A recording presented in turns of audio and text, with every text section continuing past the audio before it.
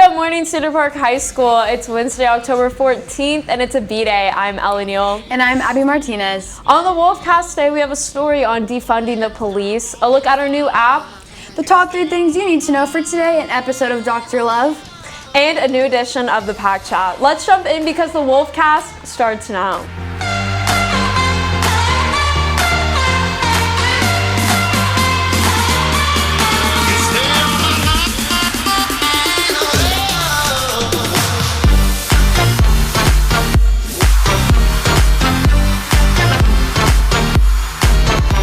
First up, we have Jack Polishuk with our new mobile app. Thanks, Abby and Ella. Starting today, we have a brand new app called Student News Source. All you have to do is download it from the App Store and type in your school, and you can find all your Cedar Park news for today. There's also a great new feature on this app called the Student Screener, in which you can fill out your COVID-19 form early, so you don't have to do it at the QR code over there when you go to school. Back to y'all at the desk. Thanks, Jack. Many people continue to be upset about the Austin City Council voting to cut the police department's budget by 1/3. This decision made back in August was mainly through reorganizing some duties out from law enforcement oversight. The council's move makes Austin the first of Texas' 4 biggest cities to drastically cut police department funding. This has Cedar Park residents questioning what their city council has in store for their city. Reporter Reagan Hill has more on this story. Thanks, Abby. Austin's police department budget was cut by $150 million, and some people are still skeptical about the council's decision. Austin City Council member Jimmy Flanagan speaks more on how he and the council took part in this controversial decision. In Austin, in the last 10 years, the budget of the police department has nearly doubled in 10 years. In that same time period, the population has grown 30%. So if your department's growing like this, but your population's growing like that, you can see the money problem. Although Flanagan and the rest of the city council support the idea of cutting the budget, Texas Governor Greg Abbott thinks otherwise. Cities must prioritize public safety. The last thing they should do is to defund law enforcement. And yet, that is exactly what the city of Austin has done. According to Flanagan, multiple cases of cadets quitting at the Austin Police Training Program said that they experienced a very negative environment.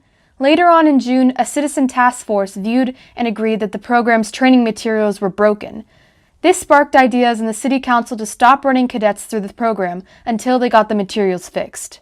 That ended up saving us $20 to $25 million in the next budget. And then we took that money and invested it in community health paramedics, permanent supportive housing, substance abuse, mental health, on and on and on. With only $20 to $25 million being used, there was another $120 million that could be distributed into different departments. So we identified a bunch of different areas that maybe don't have to be under the authority of the chief of police, and that total up to $125 million. So where the hard part has been is that it's been all added up together, and that's where 150 comes out. Looking at this graph from the City of Austin Financial Office, the police budget has been increasing higher and higher within the last 10 years. That's where you get into things of like fiscal responsibility and how much do you raise taxes and all of that, because police departments in every city are the largest department.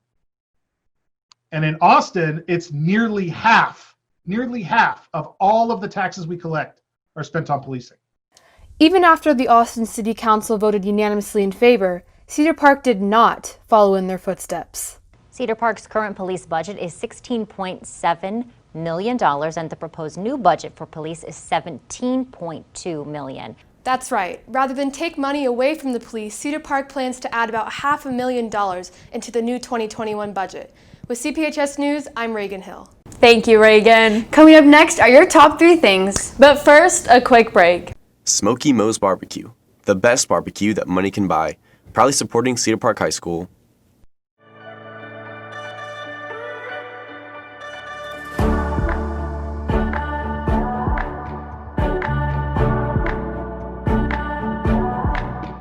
Hey, I'm reporter Ilyana Tangarova, and here are the top 3 things you need to know for today.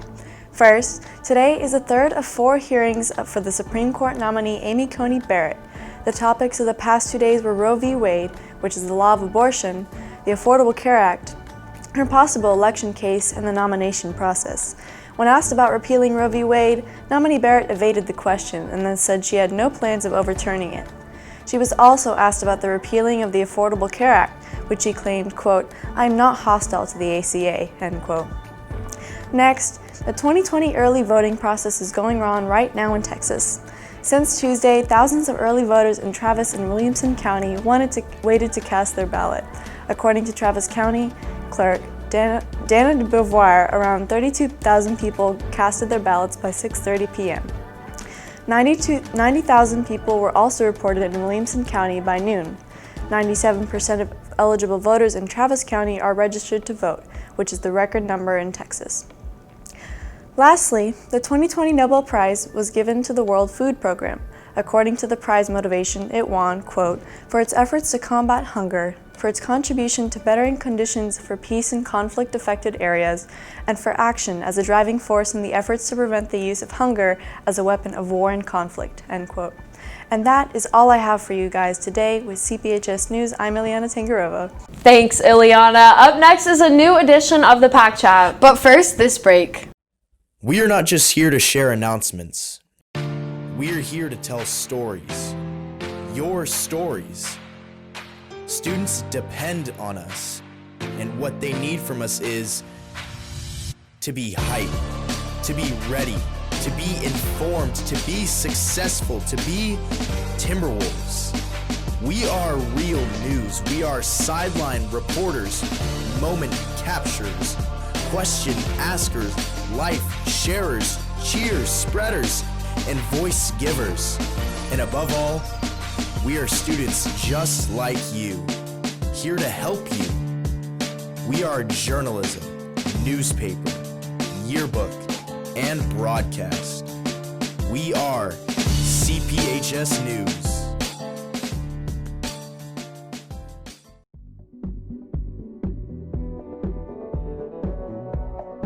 Welcome back to the Pack Chat, our student voice opinion segment. I'm joined today by my co-hosts Victor Martinez and Sam Mack, as well as our guest co-host Reagan Hill, as we discuss this week's most trending topics. With that being said, let's get started. First, the hearings for the new Supreme Court Justice nominee, Amy Coney Barrett, have taken place. She's been asked on topics such as Roe v. Wade and the Affordable Care Act. What do you think about some of her statements that she said, and how do you think we will see this play out as, she did take these stances towards these issues? One of the major things I've seen with her is that during all these court things, there's been a couple of times where she's contradicted herself. She's previously said this, and then she's then in the court meeting she just say something else. It's not completely a different view, but that's kind of what I noticed. She's just contradicting herself here and there, and I don't really know how to think what to feel about it. Yeah, for sure. And I heard something about, or I read something about when asked about a hypothetical situation by Senator Kamala Harris, she totally quoted Ruth Bader Ginsburg, where she was just I can't do anything with a hypothetical situation because the facts aren't real and whatnot. And so it was kind of interesting to see her be called out by Kamala Harris for, siding with Ruth Bader Ginsburg on that one thing, but then totally discrediting what she did for abortion and whatnot. Although apparently when asked about Roe v. Wade, she said that it was a law that she thinks wouldn't really ever be overturned, which I find very interesting, especially because that was such a huge campaigning point for her.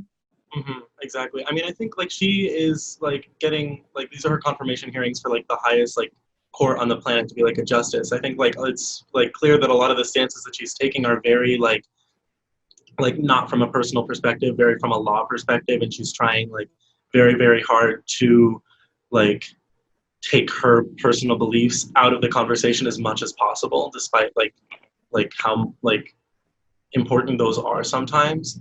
Mm-hmm. And I think it's kind of hard to develop an opinion about her when what we get is like this, like, oh, well, this is like a super president. This is like something I don't see it overturned, or like this is something I do see overturned, or like, you know, just like from a very like legal standpoint, it's like difficult to get a feel for like what she's really going to prioritize as a Supreme Court justice. I agree with you, Vic. That's kind of how I felt about it too. I'm kind of just like, well, I don't really know how to feel, so I'm kind of there with you on that one. Yeah, definitely. And next, the movie Cuties that hit Netflix a couple months ago and was slammed for sexualizing young girls. Many have called for the movie to be taken off the streaming service and have even gone far enough in Texas to file a lawsuit for lewd material of a child. The Netflix CEO says that the film is highly misunderstood and that they are fighting on the same side as everyone else. He says a lot of people that are commenting on the movie have not even watched it. I don't know if you guys have seen the movie. I haven't. I've seen a couple clips from it, the clips that have been specifically talked about by people. I definitely think it's very, very graphic for children, even in like the context of the movie, because I have heard that the movie is like a coming of age movie and is actually kind of like was made to like focus on that topic, like, you know, like the putting children like out on a stage like that and whatnot. And so, like I said, I mean, I have not seen it, but I do fully understand why people are upset with it. It's very, very explicit, especially for putting children in it. I think the message was like the message they were trying to send was like supposed like was a good message. Like this isn't supposed to, but I feel like with the way they delivered it, it just made it come off like really just bad. Definitely. Like, that's kind of a hard topic to make it in a movie. Yeah, I haven't seen the film, so I can't say that I like know everything about its intended message and everything. But what I've read is that the filmmaker, one of the filmmakers, like she was a dancer when she was younger, and she's kind of like making this film to comment on the experiences that she had, where when she was younger, like she was in these like hypersexualized like dance combos, and how like uncomfortable it made her, and like trying to comment on like that industry. Right. But at the same time, in doing so, she's subjecting these same child actors to this same hypersexualization. So I can't like definitively speak on like what like the flaws in her methods, because I haven't seen the film, but it just seems to me like she's subjecting those kids to the same thing that she went through by putting them in this film and sexualizing them like that. I definitely agree. And finally, back at the vice presidential debate, when asked about packing the Supreme Court, if elected, Senator Kamala Harris avoided the question completely. Now, Joe Biden has come out and said that he does not support packing the court nor adding spots to the Supreme Court. What do you guys think about that? That was definitely interesting when I did watch the vice presidential debate to see the way that she answered that question. I never really like understood court packing that much.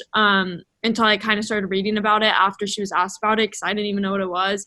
And I definitely think that's an interesting topic. I didn't know that was even possible. So I think it's definitely very interesting. Joe Biden said that he does not want that to be like a part of his campaign. Just like kind of like he doesn't really support it, but like he's not necessarily against it. He just like doesn't want it. He's not really worried about it right now. What do you guys think about that? I think at the end of the day that any party would want to stack the Supreme Court because you just get whatever you want. And I feel like that kind of, like with Trump, like since he is in office, like the Republican Party is going to want to stack the Supreme Court. And I think even if you flip the rules, if like a Democrat was in there, they would want to stack the Supreme Court because it just helps a lot of decisions and helps the parties a lot. Definitely. Yeah, I definitely don't think that'd be a good idea. You know, even if it is from like my own party, I don't like that. The kind of, you know, would obviously make the Supreme Court biased when like, I don't know. I do not think that would work out very well, but good thing that it's not really an issue to worry about. And that's all we have for today. Thank y'all for tuning in, and remember, T-Wolf Pack, there's always time to chat. Wait. Thanks, Pack Chat hosts. Up next is a new episode of Dr. Love. They call me Dr. Love. They call me Dr. Love. I've got the cure you're thinking of. Hello there. I'm Dr. Love. And I'm Assistant Feeling. And we're here today to bring you a very spooky Dr. Love Halloween edition. That's right. Prepare to get spooked so hard, you love us real.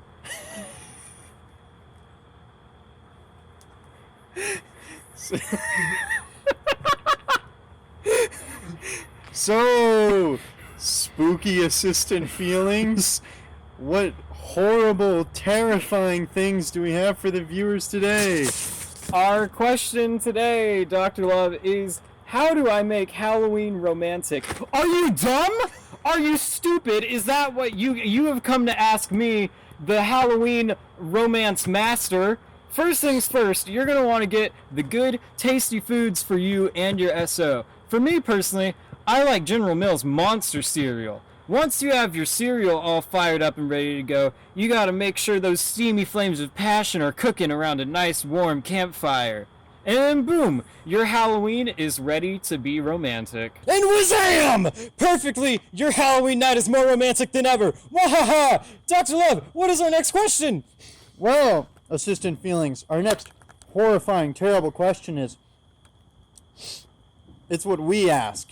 We've already set up the perfect evening, but how can we make it more? And there's only one answer to that. What do you do around a spooky campfire? Tell spooky ghost stories.